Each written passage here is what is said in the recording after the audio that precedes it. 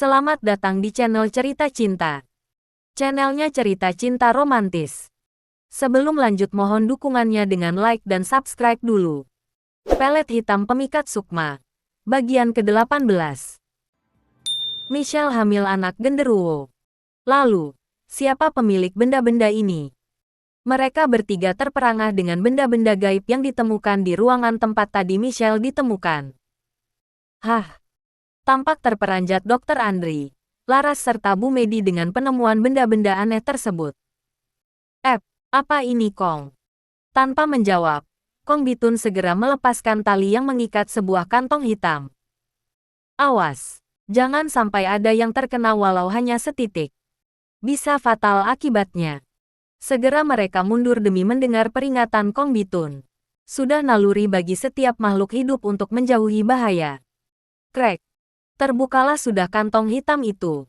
Dituangkan isinya. Terlihat gumpalan tanah-tanah coklat kehitaman serta beberapa potong tulang kecil. Tanah. Gumam Dr. Andri. Apakah ini tanah kuburan? Benar sekali. Dan kau tahu ini apa? Tanya Kong Bitun seraya menunjuk potongan tulang kecil di atas meja. Apakah itu tulang kucing Kong? Tulang kucing hitam Afrika. Kong Bitun menggeleng pelan.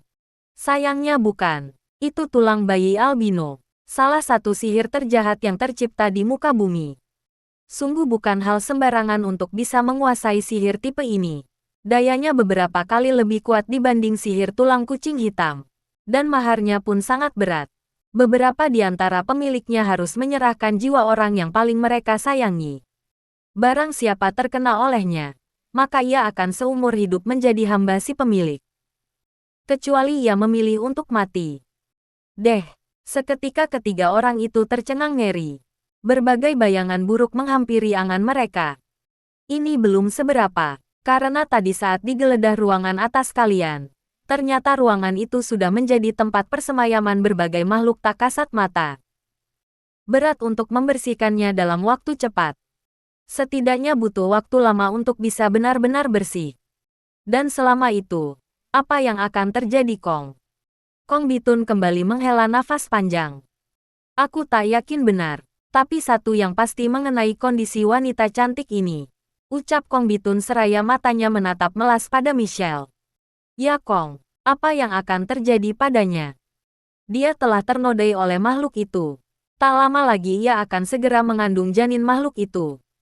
Aku bisa merasakan getaran-getaran halus dari rahimnya. Astaga! Lihat bercak-bercak merah pada bagian perut sebelah kirinya itu. Ungkap Kong Bitun seraya menyingkap kain penutup tubuh Michelle. Sementara wanita itu masih terus terpejam pingsan. Itu adalah tanda bahwa dia telah ditandai. Tak mungkin ia lepas dari cengkeraman makhluk itu. Dr. Andri, Bu Medi dan Laras sontak tersentak kaget. Hingga hampir saja tubuh Bu Medi yang sedikit besar itu terlonjak kaget kalau saja tak ditahan oleh Dr. Andri. Ia akan mengandung janin iblis. Bu Medi bertanya dengan nada tak percaya. Bukan iblis Bu, tepatnya janin genderuwo, makhluk yang tadi telah menyetubuhinya. Bu Medi lemas mendengarnya. Seumur-umur baru kali ini ia mendengar berita sehoror itu. Bahkan selama di Amerika beberapa tahun belakangan ini, nyaris tak ada berita tentang makhluk gaib yang menyukai manusia. Namun kini, belum genap 3 hari ia di tanah air. Tiba-tiba saja peristiwa seseram itu menimpa bakal menantunya. Bu Medi cemas dan bingung. Bagaimana harus mengatakan pada sahabatnya, ibu dari Michelle. Lalu, apa yang harus kami lakukan Kong? Pelan Bu Medi bertanya.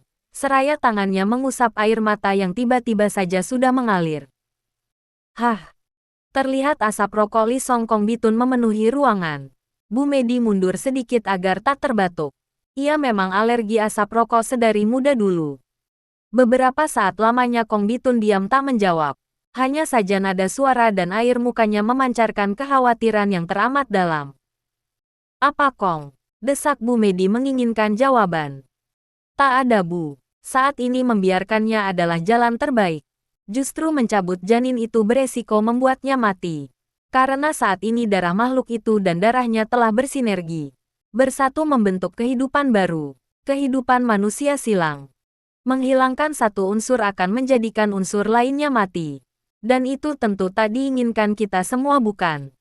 Bu Medi dan dua anaknya hanya manggut-manggut tanda mengerti. Bagaimanapun memang tidak disediakan pilihan lain. Mau tak mau itu yang harus mereka lakukan.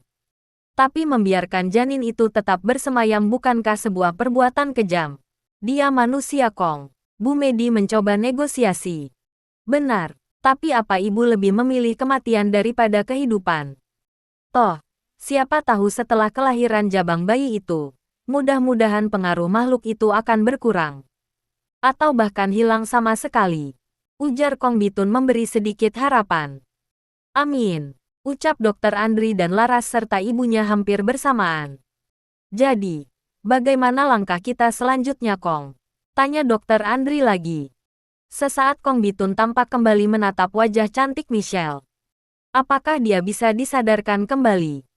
Laras yang sedari tadi terdiam angkat bicara.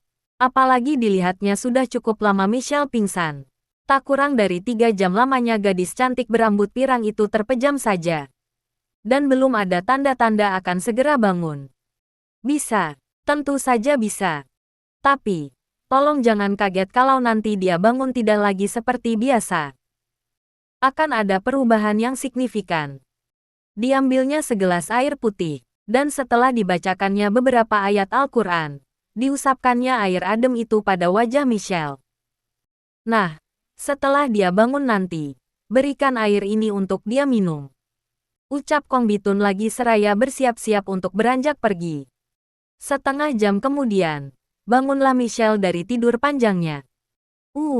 Tangannya terulur menggeliat. Dirasakannya sakit mendera setiap inci tubuhnya. Bu Medi, Andri, Laras. Apa yang terjadi denganku? Matanya mulai meneliti sesiapa saja yang ada di sana. Nanar menatapi setiap inci dari sudut ke sudut. Sampai akhirnya batinnya kembali kacau mendapati tubuhnya yang hanya tertutup selembar kain tipis. Laras mulai menceritakan apa yang sudah terjadi dengan dirinya. Apa yang sudah dilakukannya tadi di gudang atas. Semua sudah diceritakan. Kecuali soal dirinya yang akan mengandung janin genderuwo. Karena Laras yakin benar Michelle tak akan mempercayai ucapannya. Ia lahir dan besar di Amerika. Tak mudah membuatnya mempercayai hal-hal semacam itu. Matanya memerah dan mulai menitikkan air mata. Sudah ya, sudah. Nggak apa-apa, ada kami di sini. Michelle makin menangis. Ia merasa malu dengan kondisinya. Bagaimana bisa ia berbuat begitu memalukan? Bu Medi memeluknya erat. Ia sudah merasa Michelle seperti anaknya sendiri. Ia harus bisa menjaga Michelle sebagaimana ia menjaga anaknya sendiri. Disusutnya air mata yang lagi-lagi mengalir dengan selembar tisu. Sebelum akhirnya ia berkata, "Baiklah Michelle, sekarang coba kau ceritakan kepada ibu. Apa sesungguhnya yang terjadi? Bagaimana kau bisa tersesat di sana?" Ucap Bu Medi dengan sabar.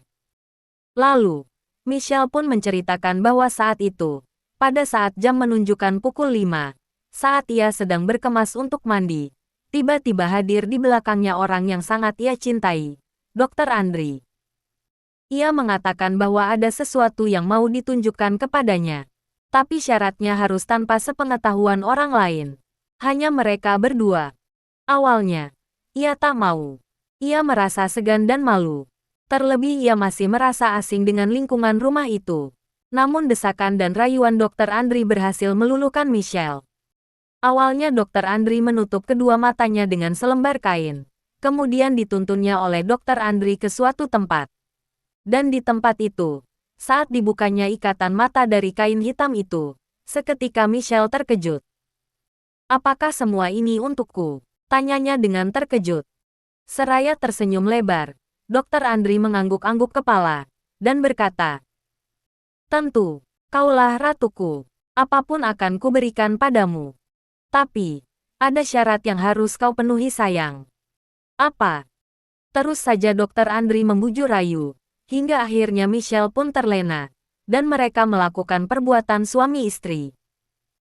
Sementara itu, di suatu kamar yang indah, tampak Wisnu sedang asik berselancar dengan gawainya. Sesekali tangannya terkepal dan gerahamnya menegang. Sepertinya ada hal serius yang dipikirkannya. Sialan, umpatnya seraya mengepalkan tangan dan memukulkannya pada kasur. Tangannya terus saja sibuk men-scroll layar gawainya. Sepertinya memang ia sedang berkonsentrasi mencari sesuatu. Hingga tak disadarinya Isma datang dan memeluk punggung pria kesayangannya yang masih sibuk menunduk. Mas, cari apa sih dari tadi? Sepertinya tak ada habis-habisnya. Sudah berjam-jam loh Mas Wisnu berkutat dengan itu. Ujar Isma seraya mengecup punggung pria itu. Diambilnya gawai itu dari Wisnu. Namun tak seperti biasanya yang akan langsung tergoda dengan penampilan Isma yang hanya mengenakan handuk mandi.